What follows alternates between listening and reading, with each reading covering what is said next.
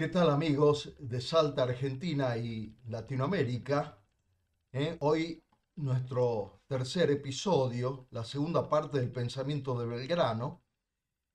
Y bueno, agradecerle los contactos que hemos tenido y bueno, seguir viendo todo esto para analizarlo, como es el pensamiento de Belgrano que anteriormente habíamos visto y que bueno, hoy continuamos con Belgrano, que toma contacto, por supuesto, con la Ilustración francesa, donde analizó el pensamiento de Montesquieu y de Rousseau como precursores de la Revolución Francesa, como así lo hizo con Quesnay, uno de los fundadores de la fisiocracia, que también significaba gobierno de la naturaleza, quedó plenamente inspirado de la primacía de la agricultura y también del hecho que la fisiocracia siguió el pensamiento de Locke, en lo que se destacaron los derechos subjetivos y en base de ellos la justificación de la propiedad privada. El clima intelectual en que se desarrolló la Ilustración marcó toda una época la cual tuvo su desemboque en la independencia de los Estados Unidos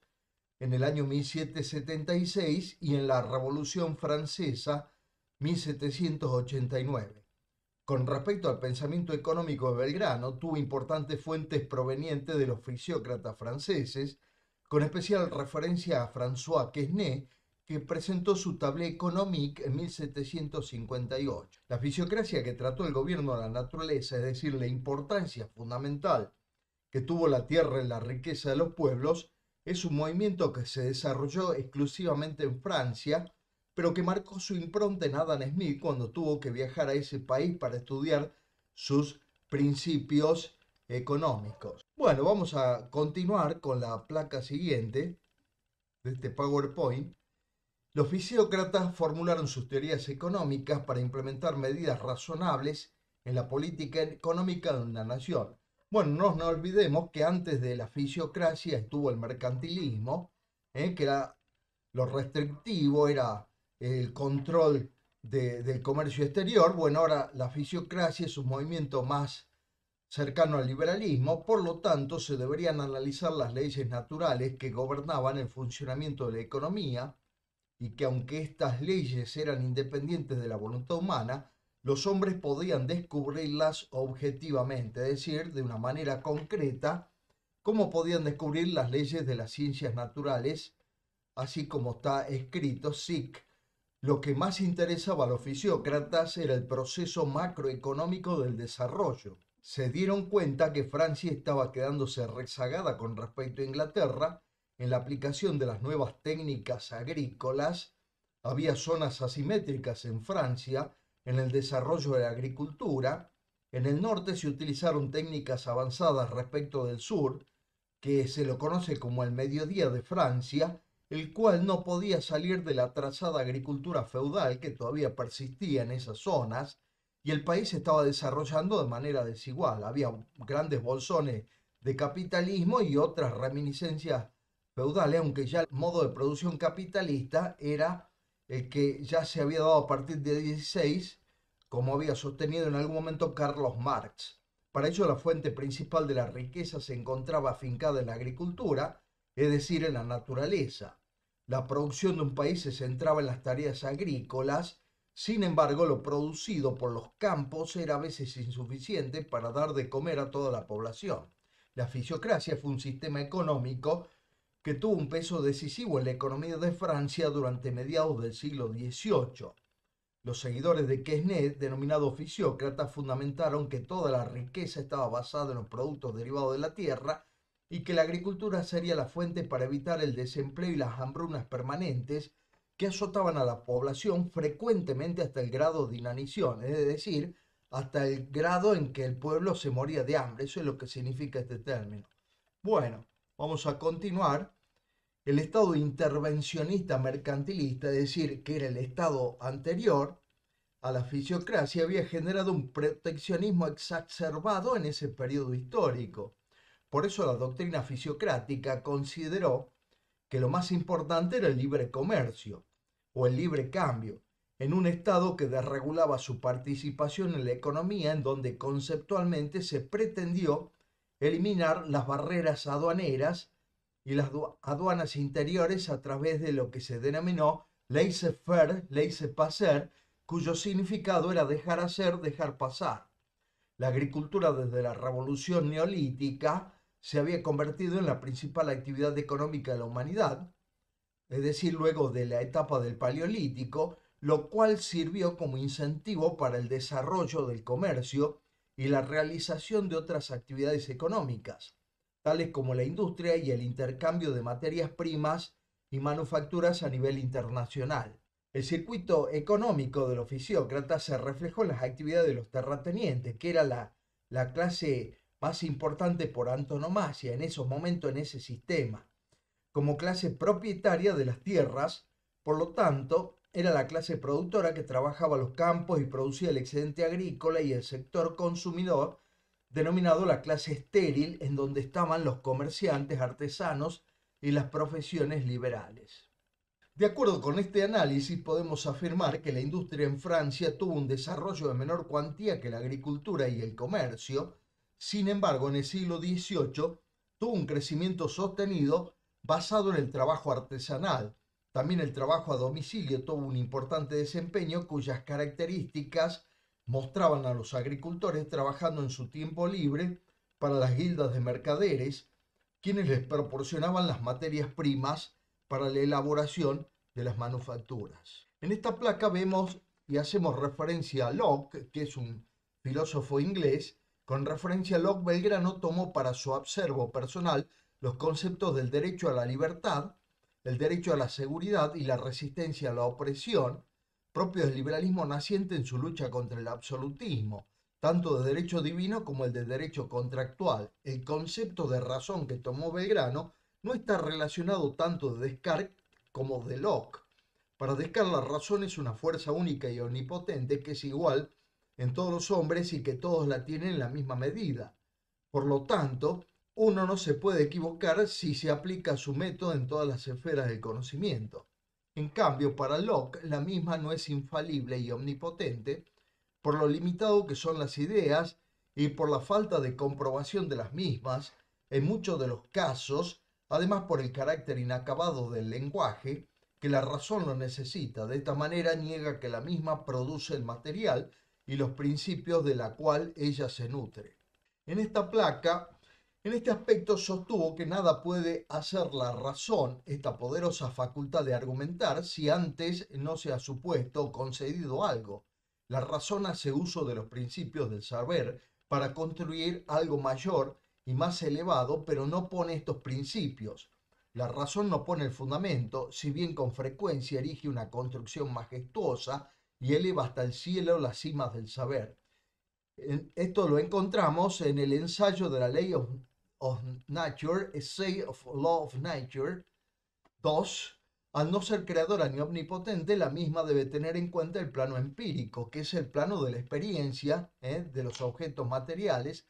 Es decir, hay una tangibilidad empírica de todo el material cognoscitivo, y en el caso de la existencia de Dios, nada sale de la nada, dice Locke, y no pudiéndose llegar en el pensamiento hasta el infinito, se debe llegar a la conclusión de que hay un ser eterno que ha creado todo. Belgrano es un hijo de la Ilustración española que se formó en filosofía y economía dentro del movimiento intelectual racionalista y liberal que tuvo su impronta en el siglo XVIII, y como no le estaba prohibido nada en materia de lectura por dispensa papal, asimismo también quedó abstraído por la Ilustración francesa. También receptó la influencia de otras corrientes del pensamiento económico y de autores como Ferdinando Galliani y Antonio Genovesi, quienes mantuvieron algunos resabios de la corriente mercantilista y fueron quienes le proporcionaron una visión ecléctica de la economía. Ecléctica significa que no es del todo ortodoxa, sino que toma elementos del mercantilismo tardío, del liberalismo, pero no toma una posición total ortodoxa por alguna de esas doctrinas. Toma lo mejor de ellas. Con respecto a Galliani, fue uno de los primeros en visualizar que el interés no responde a un exceso, sino que es algo que sirve en la equiparación de un servicio y su respectiva contraprestación del mismo. El interés equipara el dinero del presente y del futuro, es una forma de compensar las tribulaciones que soporta el acreedor, hasta que pueda rescatar el capital invertido, es decir, hasta que pueda superar el riesgo que ha tomado en su inversión con el acreedor en un determinado periodo de tiempo. Esto está mucho más allá de lo que fue el pensamiento escolástico en referencia, sea en la etapa de Santo Tomás de Aquino, en referencia a que la usura era el interés que daba el dinero, pero que también la teoría del capitalismo como forma de producción rechaza el excesivo interés sobre el capital, lo cual atenta contra la producción y el normal desenvolvimiento del sistema. Galliani consideró que hay un funcionamiento natural de la economía, por lo tanto el Estado no debe interferir en su funcionamiento natural. De igual forma, un determinado gobierno que intenta simultáneamente incentivar a todos los sectores de la economía no estimula a ninguno. La incentivación está relacionada con la preferencia que se le da a uno de los componentes de la economía por sobre los otros sectores. Bueno, esto influenció notablemente en Belgrano, además de que un país determinado formula su política económica en el tiempo y espacio en que los escenarios son los convenientes para esta situación, pero que puede no ser ventajoso para otro. Este autor tuvo una discrepancia con los fisiócratas respecto a que la agricultura no puede ser lo único y el preponderante objetivo de una nación. Bueno, continuamos con las placas y ahora, en cuanto a la teoría del valor, Galliani pudo analizar que el precio de una mercancía regula el consumo y a su vez el consumo regula el precio. Es decir, que cuando el precio de una mercancía disminuye, la demanda de esa mercancía aumenta. Lo mismo pasa en sentido contrario cuando el precio de la mercancía aumenta su valor, la demanda entra en una situación de astringencia en el consumo. Esto impactó notablemente en la escuela austríaca neoclásica a posteriori. Para ello, Galliani puso el ejemplo conocido que si un determinado país es productor de vino y consume 50.000 barriles anuales y repentinamente es ocupado por un ejército extranjero, el precio del vino se va a incrementar porque ahora hay más gente para beber el codiciado producto. Esto, que parece un punto de vista muy simple, no lo era cuando Galliani formuló estas premisas hace un par de siglos. También pudo analizar el principio de la existencia de la elasticidad de la demanda, para lo cual presentó dos ejemplos, de la demanda elástica y el de la demanda inelástica. Primero, cuando los consumidores decidieron dilatar la compra de un par de zapatos y seguir utilizando el que ya tienen, esperando que el precio de los mismos bajara. En el caso contrario, tomamos el ejemplo de los granos. Si estos suben indefectivamente, los consumidores seguirán comprando porque si no, morirían de extenuación, es decir, morirían de hambre. Bueno, continuamos. También hay una fuerte influencia en Belgrano de la obra de Antonio Genovesi durante la segunda mitad del siglo XVIII, profesor vinculado a la Cátedra de Comercio y Mecánica de la Universidad de Nápoles, el cual entendía que la felicidad común de alguna manera estaba entroncada con el tema de la riqueza. En su obra De le lezioni di commercio, o sea, de economía Kiwili, la economía civil aparece con un claro propósito, que era disponer de un modelo económico para dar demostraciones concretas sobre la sociedad civil de ese momento, y cuyo propósito permitiera una sociedad más justa y más feliz. Es decir, hay elementos concatenados con las virtudes, tales como la fraternidad, el bien común, que fueron una alternativa válida al exceso de individualismo consolidado en Europa durante la etapa de la Ilustración.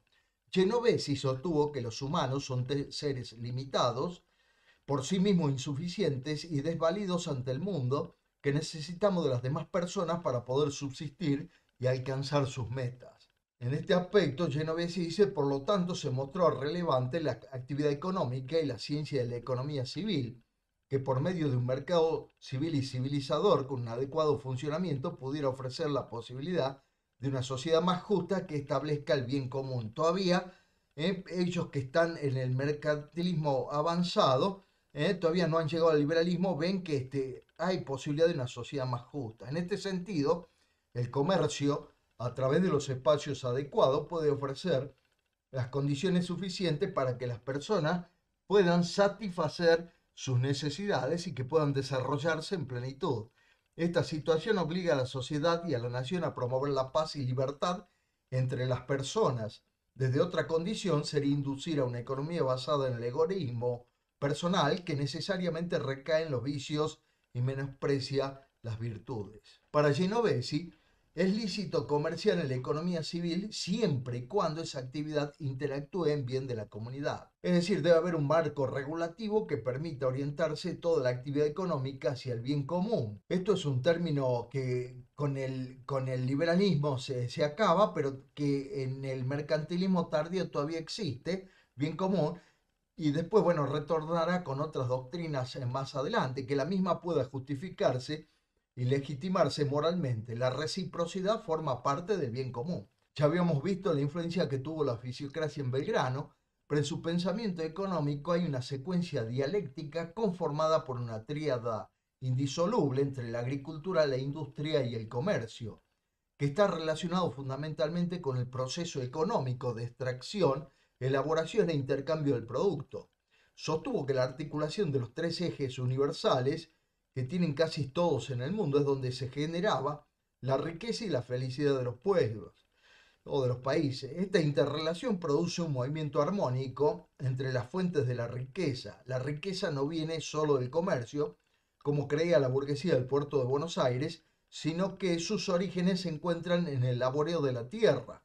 El comercio completa este círculo virtuoso, ya que sin el mismo todo el país se convierte en miserable y desgraciado, en palabras de Belgrano. En esta placa podemos ver fundamentalmente que en consecuencia para el trabajo de la tierra propone la rotación de los cultivos para lograr una producción sustentable a los efectos de mantener la fertilidad de la misma, y en referencia a la industria presenta una posición proteccionista con el propósito de impedir la importación de manufacturas, cosa que los comerciantes estaban en contra porque eran librecambistas a ultranza. La carencia de acceder a la propiedad de la tierra desembocaba en la indolencia y el rechazo a todo tipo de labor, por lo que desde el consulado propuso una reforma agraria congruente con el capitalismo liberal, basada en la expropiación de las tierras baldías para ser entregadas a otros que carecían de las mismas y deseaban trabajarlas como parte del incentivo de ser propietario de las mismas.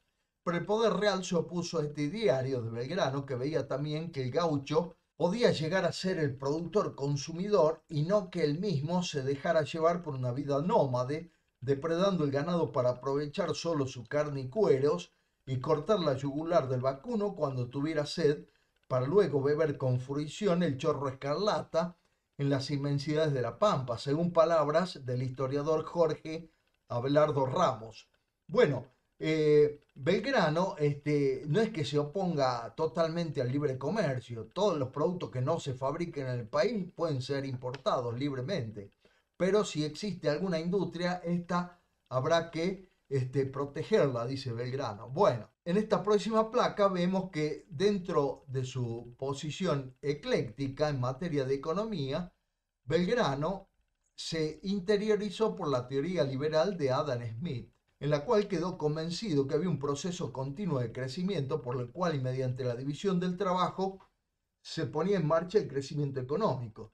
El crecimiento de una nación tiene como correlato la mencionada división del trabajo, tanto desde el comercio, la industria y los servicios, lo cual en el próximo estadio se produjo una mayor productividad, cuya consecuencia es una mayor producción, lo que implica necesariamente un ciclo virtuoso de salarios más altos y una mayor renta per cápita.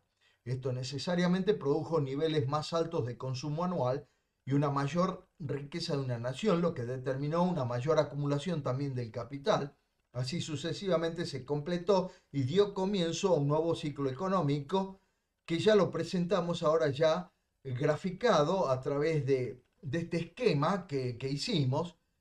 Adam Smith, que concuerda a Belgrano en líneas generales, la división del trabajo es fundamental para el desarrollo del capitalismo, porque la misma produce una mayor productividad, va a haber una mayor producción. Si hay una mayor producción hay salarios más altos. Estos salarios más altos están relacionados con una mayor renta per cápita, esto en teoría, y niveles más altos de consumo anual. Esto provoca una mayor riqueza en una nación y una mayor acumulación de capital para continuar de nuevo con el comienzo de este ciclo económico. Belgrano quedó muy influenciado por algunas máximas de Smith, cuando él mismo expresó que un hombre se hacía rico mediante la contratación de una gran cantidad de trabajadores, por lo contrario se hacía pobre manteniendo muchos sirvientes. De acuerdo con esto, se podía inferir que si la mayor parte de la población trabajadora se dedicaba a la producción de bienes reales tangibles, esto era directamente proporcional con un incremento mayor de la riqueza de una nación. Ahora vemos que junto a un gran bagaje de ideas políticas y económicas, Belgrano regresó a Buenos Aires en 1794 con un nombramiento del monarca para hacerse cargo de la Secretaría del Consulado, cargo que mantuvo durante 15 años y que anualmente plasmó su pensamiento en las memorias anuales. Fueron los Borbones, al finalizar el siglo XVIII, con una visión moderna, lo que establecieron los consulados en España y en las colonias americanas. Bueno, el Correo de Comercio junto al Telégrafo Mercantil, dos diarios, dos periódicos que fueron creados por Belgrano, fueron utilizados para difundir sus ideas económicas, y en una de las ediciones del primero reza una dedicatoria a los labradores, artistas y comerciantes. Labradores, dice, que con vuestros afanes y sudores proporcionáis a la sociedad precisa subsistencia, los frutos de regalo y las materias primas para proveer lo necesario a los trabajos provechosos del Estado. En cuanto a los artistas, sostiene vosotros que, dando una nueva forma a las producciones de la naturaleza, sabéis acomodarlas para los usos diferentes a que corresponden, y les añadís un nuevo valor con que enriquecéis al Estado y aumentáis su prosperidad. Y para los comerciantes, que con vuestra actividad agitáis el cambio así interior como exteriormente, y por vuestro medio se fomenta la agricultura y la industria, y el Estado recibe las utilidades con que poder atender a sus necesidades y urgencias. Esto está en el Correo de Comercio, que todavía está el material, está protegido por una cápsula de plástico, pero está fotocopiado, esto del Correo de Comercio del 3 de marzo de 1810. Siguiendo con las placas, en referencia al comercio, Belgrano avisora que el mismo es una de las grandes fuentes de riqueza, cuyo intercambio está dado por signos de convención, como lo son el oro y la plata, que se utilizaban como monedas, y que muchas veces se juzgó a los pueblos por la riqueza atesorada en metales, que era la etapa del mercantilismo. Al respecto, sostuvo que, al ver que por medio del dinero se consiguen las cosas que se desean poseer, con mucha mayor prontitud que por medio de cualquier otro fruto que se diera en cambio, se ha creído que así como es medida del valor, es signo de la riqueza, y en su consecuencia estimamos el valor del resto de las producciones por la cantidad de moneda que nos pueden dar por ellas. Así, todas las naciones comerciantes se han desvelado a porfía por acumular en sus pueblos toda cuanta plata y oro han podido haber en cambio de los frutos propios de los metales. Por supuesto que este es el análisis que hace Belgrano al respecto en su Correo de Comercio, ¿eh? y arrancar estos metales del seno de los demás para fijar la riqueza permanente de los suyos, y para conseguirlo se han impuesto en todos, por supuesto, los aspectos fundamentales de los tiempos en que las más severas prohibiciones a su exportación y se han cargado de gravísimos derechos. Correo de Comercio y Biden con el de la placa anterior. Bueno, vamos a continuar con esta nueva placa. Luego puso especial énfasis en que el comercio internacional no puede ser excluyente y quedar descuidado el comercio interior entre las provincias, sobre todo en el territorio argentino, que era un territorio inmenso. Había muy pocos habitantes, ni siquiera llegaba a 1 millón de habitantes. Aquel comercio se estimó más ventajoso, que traía en cambio más copia de metales de las provincias extranjeras, y en su conformidad se hizo empeño en favorecer con preferencia el comercio exterior, descuidándose del todo el que se hacía en lo interior de las provincias, porque se lo creyó subsidiario de aquel, siendo en realidad el más importante y más digno de atención, puesto que con iguales capitales se consiguen más provechos y se da mayor ocupación a los brazos de sus habitadores. Bueno, Hacia fines del siglo XVIII presentó su primer proyecto de enseñanza estatal, gratuita y obligatoria. Por consiguiente, él propuso que los cabildos deberían disponer de un presupuesto para mantener las escuelas en sus respectivas jurisdicciones y muy especialmente la campaña. Es la forma de sacar al pueblo de la ignorancia y por consiguiente de la pobreza. Bueno, acá ya se está formando un estadista, el Belgrano estadista que ve a largo plazo y ve que la educación es lo fundamental, lo más importante como para terminar con la ignorancia y la pobreza de una nación. Como precursor de la educación popular, comprendió que la formación de las mujeres era fundamental para llevar a cabo la grandeza de los pueblos, porque hasta ese entonces solo se formaban solamente a las que pertenecieron a las clases sociales más acomodadas. Esto está en el Correo de Comercio del 3 de marzo de 1810. Bueno, Belgrano el estadista, la educación como transformadora de la sociedad. Siempre lo conocíamos a Belgrano como el abogado, el guerrero, también el hombre de la economía, pero que no estaba tan relacionado con la educación. Sí, Belgrano está relacionado con la educación como transformadora de la sociedad. Las ideas sobre la educación que tenía Belgrano son concernientes a su formación como hombre ilustrado. En esos momentos la filosofía de las luces era profundamente antropocéntrica, es decir, que giraba en torno al hombre, la cual colocaba al ser humano en el centro de la escena política, económica, social y cultural, cuyo propósito era la búsqueda de su felicidad.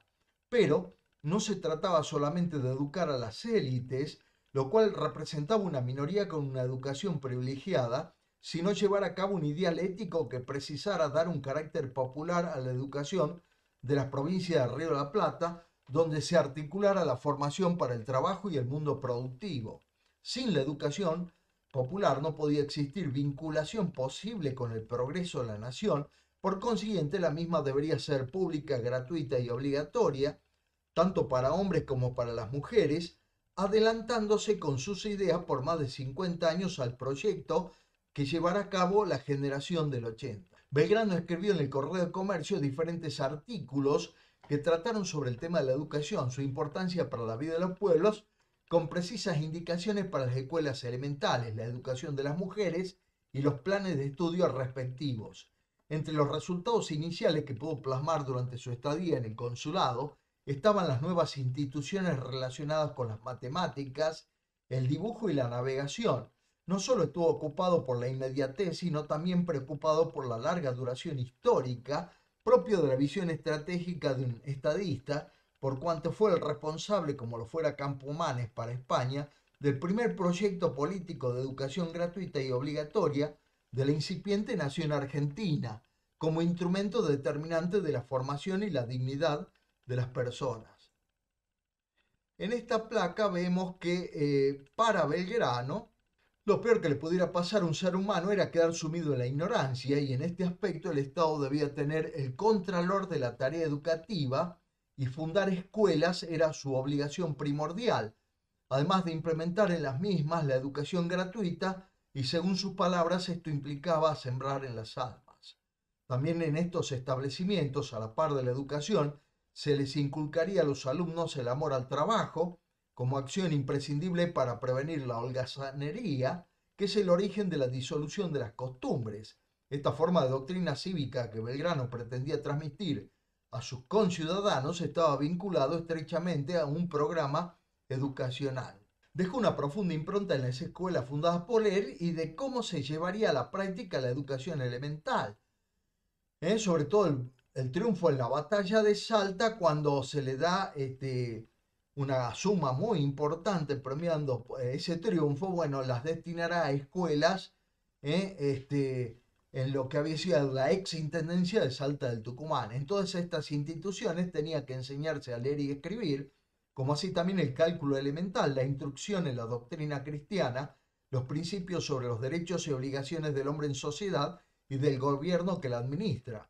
Belgrano redactó personalmente el reglamento ordenador para todas las escuelas, como así también enfatizó el rol del maestro en la transmisión de los conocimientos y la consideración y el reconocimiento que el Estado y la comunidad se comprometían a otorgar. Seguimos avanzando, la tarea en la formación de los educandos debería ser recompensada con un salario similar al de un juez. Él veía ya Belgrano la importancia que tenía el educador en la transformación de la sociedad, a la de un juez de primera instancia, propio de la visión de un hombre de Estado, congruente con el bien común que siempre caracterizó a Belgrano. La educación estuvo relacionada siempre con la libertad como valor fundamental, por lo que el vocablo revolucionario tenía que ser aplicado a las revoluciones cuyos objetivos estuvieron relacionados con la libertad, según el pensamiento de Condorcet. Desde esta perspectiva, Belgrano pensaba que toda causa revolucionaria en contra del absolutismo necesariamente implicaba poner en el centro de la escena la reposición de los derechos de libertad, igualdad, seguridad, propiedad, resistencia a la opresión como parte de la axiología que debe permanecer incólume para los hombres americanos. En esa época no había proyectos de educación pública estatal y el derecho a la educación no estaba dentro de los derechos civiles. Todo esto se agravó, por supuesto, con la expulsión de la Compañía de Jesús en 1767 por orden del rey Carlos III. La misma se había abocado a impartir la enseñanza en todo el territorio y en las misiones jesuíticas se impartía la educación a los aborígenes. Sin embargo, algo para destacar durante este periodo, sobre todo en el interior del país, la tarea de José Antonio de San Alberto, obispo del Tucumán, fue magnánima, por cuanto propició que se fundaran pueblos para reunir a las poblaciones diseminadas en el territorio, conjuntamente con la instalación de escuelas que tuvieran la misión de formar a los niños en las primeras letras. En cambio, la educación superior era solamente para los miembros de las élites provinciales y se gestionaba por medio de la Universidad de Córdoba y en la Universidad de Chuquisaca. Belgrano le concedió gran valor a la tarea, por supuesto, como ya habíamos dicho, de los educadores, porque consideró que sus enseñanzas eran esenciales, fundamentales para la consolidación de la educación y la cultura dentro de las responsabilidades sociales enmarcadas en una política pública que los gobernantes deberían sostener, garantizar y jerarquizar. Por eso que ahí sostienen el Correo de Comercio del 17 de marzo de 1810, el maestro procurará, con su conducta y en todas sus expresiones y modos, inspirar a sus alumnos amor al orden, respeto a la religión, moderación y dulzura en el trato, sentimientos de honor, amor a la virtud y a las ciencias, horror al vicio, inclinación al trabajo, y un espíritu nacional que les haga preferir el bien público al privado y estimar en más la calidad de americano que de extranjero. Esto está en el Correo del Comercio del 17 de marzo de 1810, como dijimos. Por lo tanto, dice Belgrano, respecto a la obligatoriedad de la escuela primaria, hay que obligar a los padres a que se desprendan sus hijos para la enseñanza y no permitirles que tengan lugar a reclamarlos hasta que hayan dado sus exámenes competentes. Esto está en las memorias del consulado, en el Correo también de Comercio, pero ya del 21 de abril de 1810. Las aulas deberían ser abiertas para todos, sin ningún tipo de distinción de raza y extracción social, es decir, aquellos que habían quedado excluidos del derecho a la educación, tales como los desposeídos, las mujeres, los huérfanos, los indios y los pobres, aun sin ser una figura prominente de la educación, incorporó a los relegados de acuerdo con sus ideas pedagógicas.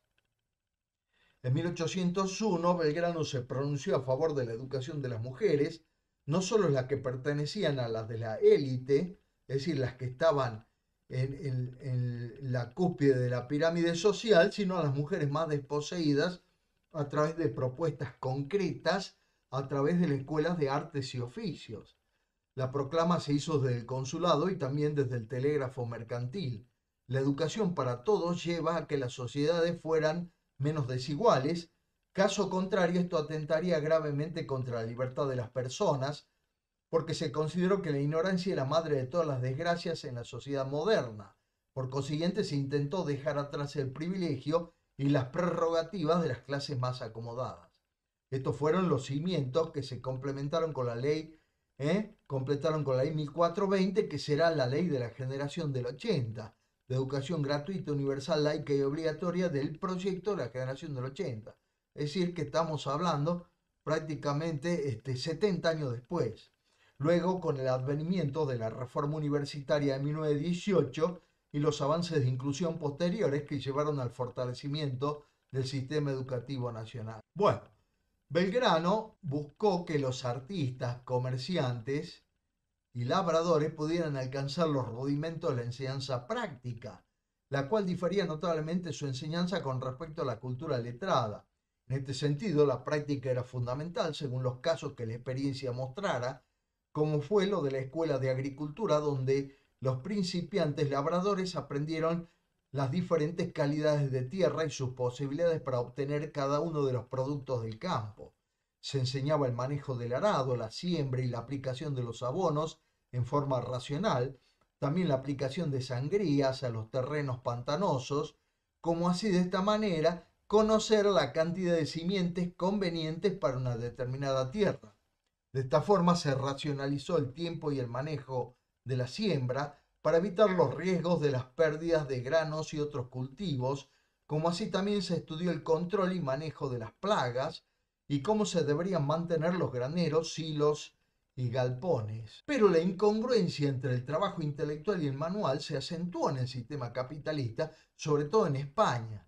España que había dejado de ser un gran imperio como lo había sido en el 16 y que ya se encontraba en decadencia en la periferia de Europa, sobre todo en España con el desarrollo de la división social del trabajo y la respectiva división de la sociedad en clases.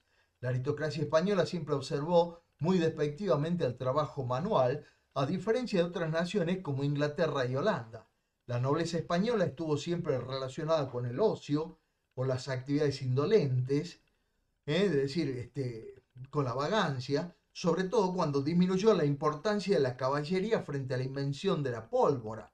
Los hidalgos pierden su principal fuente de ingresos en torno al botín de guerra y se ven reducidos a un aletargamiento de la razón y de la acción en las ciudades y en sus aldeas, ya que en su imperativo categórico basado en el honor, la guerra y el disfrute de los goces terrenales, era todo lo opuesto a la práctica de los oficios o trabajos manuales que los consideraban infamantes. La conquista y colonización de América recuperó el ideario de los hidalgos hasta que el advenimiento del despotismo ilustrado y figuras como Belgrano marcaron una impronta en contra de la degradación de las ocupaciones manuales. Para los historiadores de la educación, Belgrano representó un punto central en nuestra tradición pedagógica porque vio la necesidad urgente de educar a los diferentes sectores que integraban la sociedad colonial.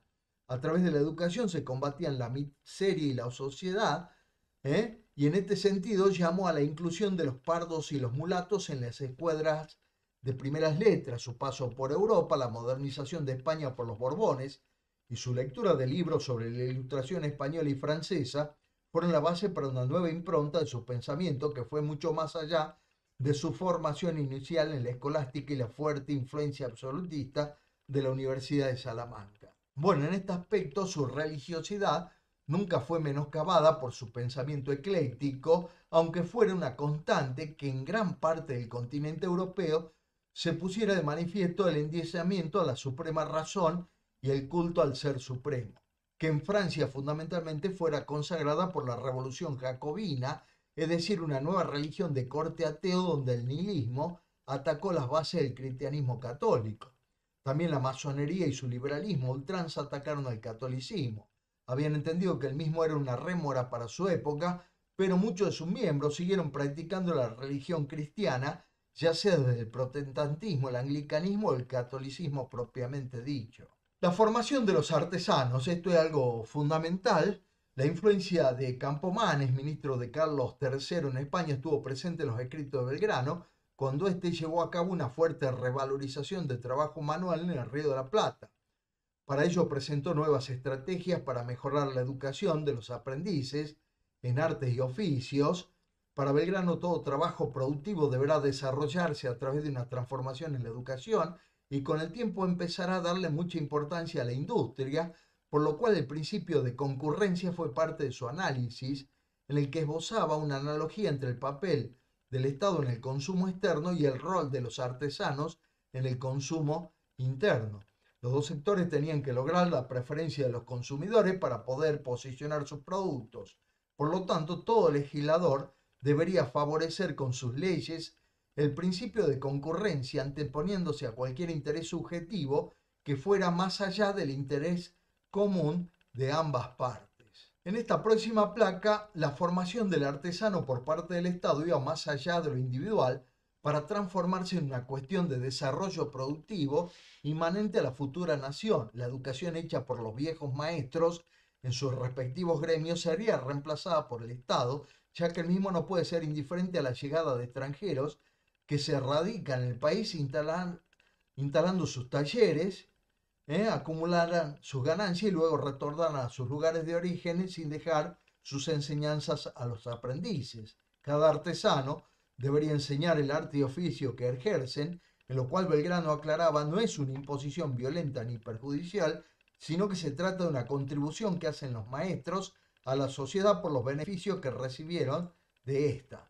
Consecuentemente, con esta situación, los maestros deberían tener garantías para proteger a los aprendices sobre la intención de los padres en cuanto al cambio de su condición, hasta haber rendido los exámenes correspondientes con el arte y el oficio al que fueron destinados.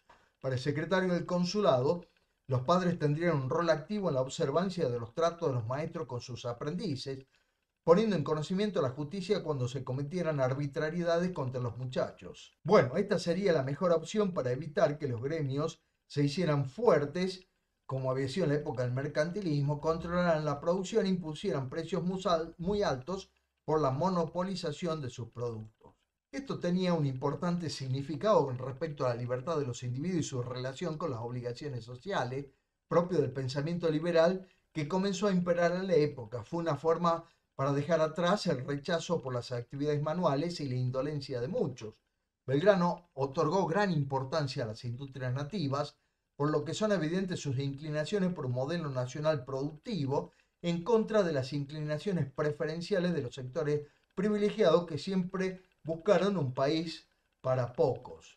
Por eso preconizó que todas las naciones cultas se esmeran en que sus materias primas no salgan de sus estados a manufacturarse y todo su empeño es conseguir no solo darles nueva forma, sino aún extraer del extranjero productos para mejorar los mismos y después venderlos. Nadie ignora que la transformación que se da en la materia prima le da un valor excedente al que tiene aquella en bruto, el cual puede quedar en poder de la nación que la manufactura y mantener a las infinitas clases del Estado.